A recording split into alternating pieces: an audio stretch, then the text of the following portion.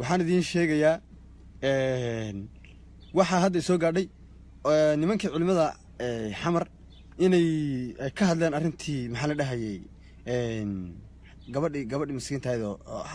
maxaa la sheeg kin jaama nimanka kadaata ciyaalo suuqin weeyaanba ayaga ba ciyaalo suuqina maxaa u daawada yaa tusay ayaga kin jaamacana lugta qaawsay iyo madaxa qaawsatay ayaga yaa tusay waa qodobka koobaad ta kale nimanka kadaata ciyaalkoodu qarxayada sameeyaan oo magaaladiina ka sameeyay filmaanta kadaata hadda musalsalku hadda socda nimankii aasoo sameeyay ah dadkii ka siiyay wallaahi hadda dilkii iyo qarxii iyo dagaalkii nagu wada goormay maxaa ka galay arinta kin jaamac maxaa ka quseeya raalli hada ayada waxa weeye nimanan saxnaaqsanayo nimanka culimada taageersan baa ii soo gal gaariye ayagaan isdagaalayna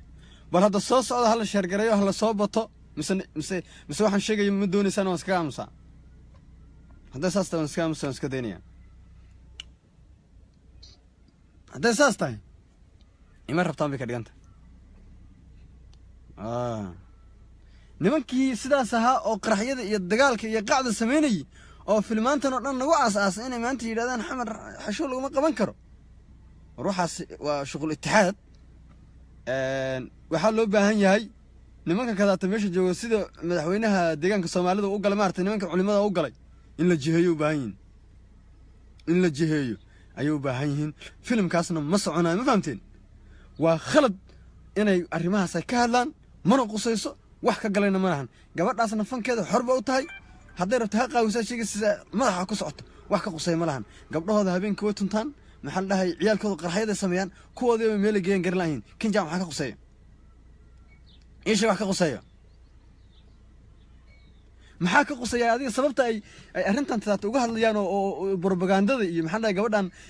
فن كذا الله بروباغندين محيتين هلو فيرس مس جودان مسين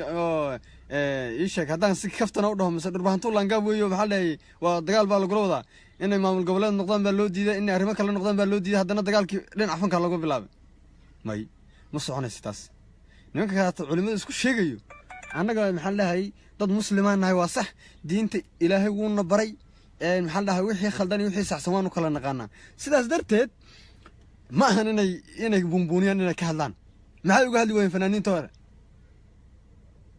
waxa u haboon arintaas dawladda Soomaaliya inay dhigtaa laga gaabsado culimaduna shaqadooda ha wataan ana hadda waxa ay muuqatay in shaqadooda ay garan laayihiin waxay qabtaan ay garan laayihiin war la sheer gareeyo waan xanaaqsana furkan tuuraya hadday saas tahay wax ka qusay ma lahan wallahi oo billahi talabiyaan ma idin sheegay nin walba ninku ka shaqsan yahay oo diintiisu ay ka fiican tahay ilmihiisu ka ciyaalo suuqsan yahay u fiirso anaga aragnay maalin kasta indhaha saarnay culimadu ugu waaweyn hebel ma dhahayn ciyaalkoodu ciyaalo suuqan yihiin gabdhahooda ay maxaa dhahay sarwaal la'aan ay socdaan sarwaal xitaa ma qaataan ciyaalo suuqnimo heerka ka gaadheen